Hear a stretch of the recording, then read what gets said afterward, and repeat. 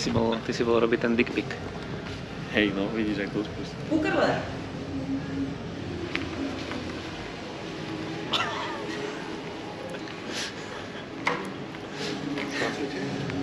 My? My kedy sme pracovali?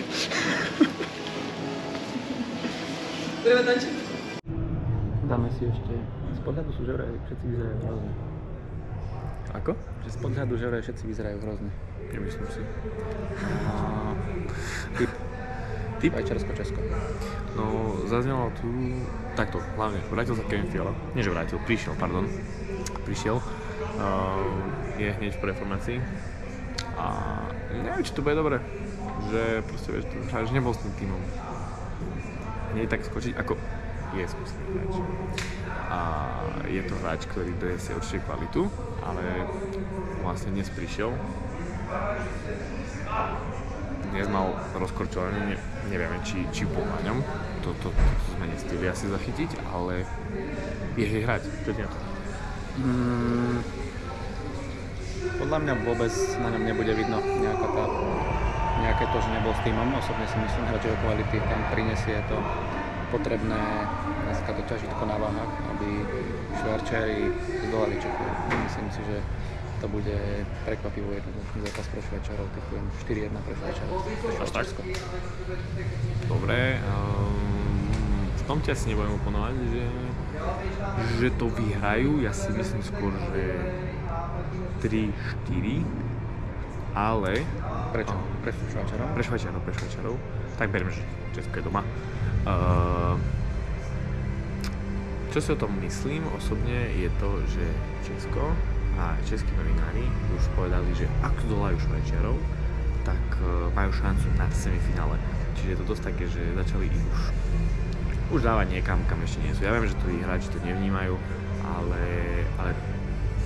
tá verejnosť už si myslí, a podľa mňa bolo by dobre aj pre vývoj toho šampionátu, aby Česko dnes možno prehralo. A potom by to zase bolo opäť zaujímavejšie. Takže tak, zhodnotíme si to po zápase. Uvidíme.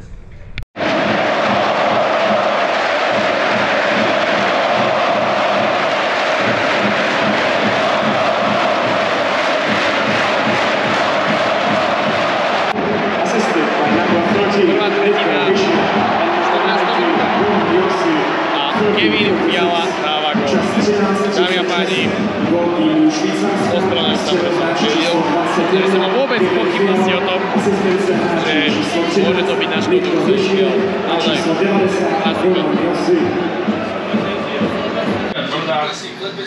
Prepišťaní kolegovia.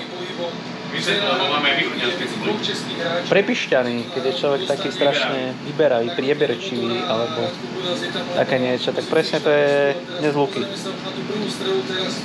Luky nemá rád pondelky, som zistil. Neviem, dneska si nejaký prepišťaný.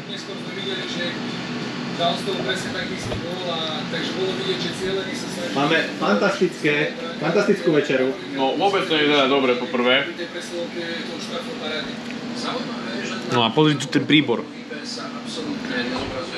Kuracie krídelka, koleslav, rýža a pečená cesnaková bagetka. No, koleslav bagetka fajn, rýža tvrdá a krídelka ako sorry, ale čakal som viac marinované a viac prepečené. Čiže za mňa toto ne, ako by povedal Martin Novák. Ale musím zase na Margo toho povedať, že dobre nám varia, no ale včera bola zlá večera. Polievka bez chutí, druhé presolené. Čo sa deje? Asi únava, nielen na nás, ale na nich.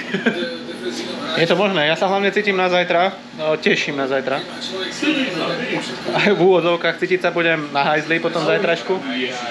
Zajtra je kapustová polievka a ako druhé segerín. V 40 stupňoch, čo tu sú v tej dedinke medzi tými kontajnermi, úplná paráda. Veľmi sa teším na zajtrajší deň. Ideme pochváliť nášho Lukyho, lebo ako jeho starší kolega musím povedať, dobre synak, som na teba pyšný, dobre si spapal. Ďakujem. Ako Max to teraz tak vyzerá, ale nie. Ako bolo to fajn. Teraz idem si zahrať trošku na cukrového. A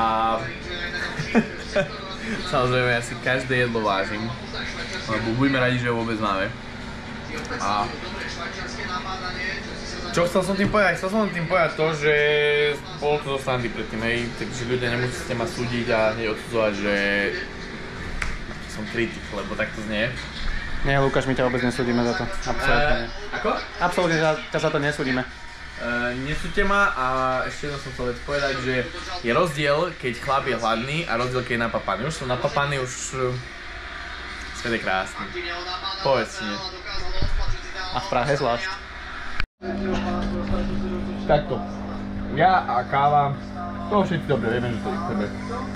Ale tento kávovár si proste, on si žije vlastným životom. My tu dojdeme, on sa čistí, teraz sa preplachne, on sa aj sám odvápni. Čo povieš na to?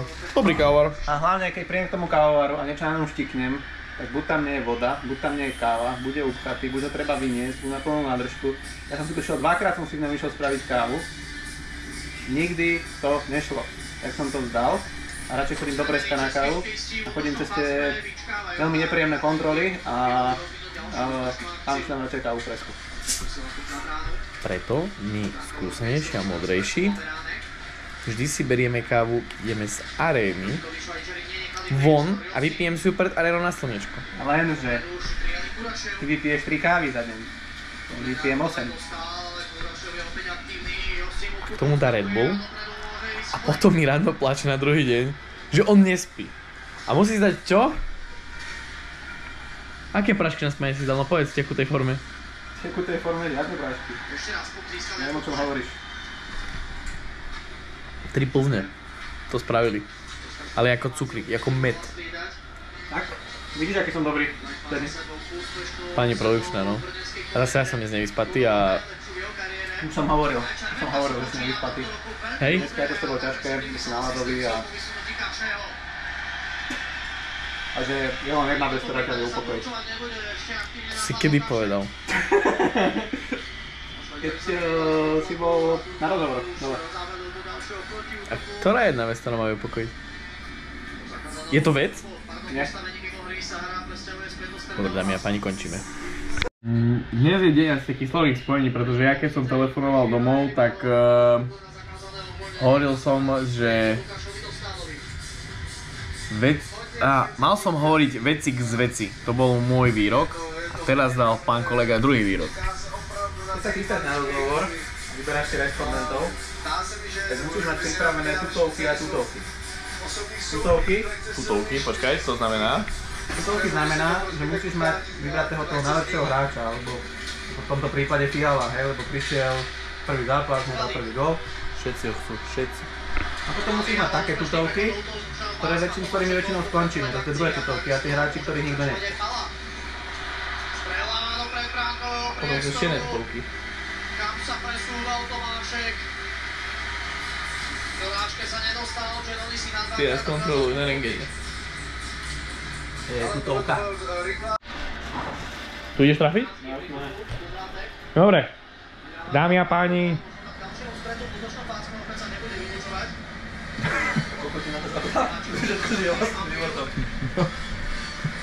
No poďme na to.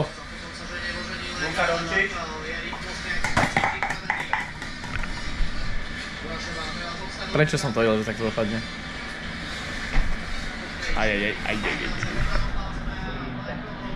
Škapr.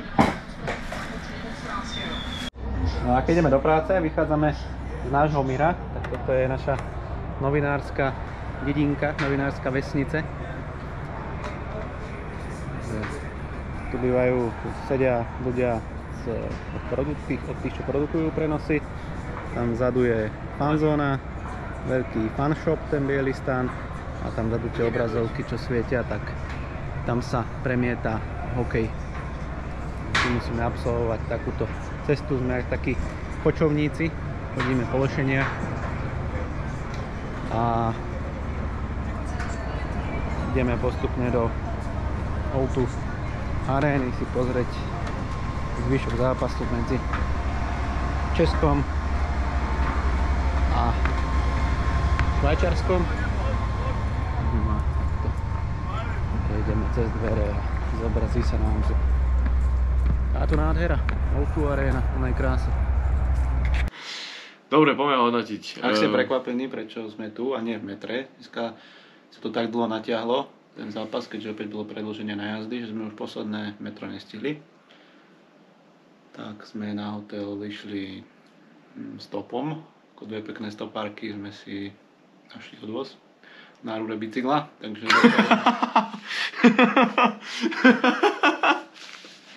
takže sme sa dostali na izbu, no a zápasy. No, zápasy. Čo sme tam mali? Posledný, to si dá... Tak poďme od posledného. Čiže Česko, Švajčiarsko, podľa mňa veľmi kvalitný zápas. Podľa mňa to bola nuda. Prečo? Keď som videl 10 minút do zápasu Slovensko-USA, tam sa za tých 10 minút udialo viac ako za Česko-Švajčiarsko za 65 minút plus na jazdy. Áno, tak to bol taký zápas, že na tabletky.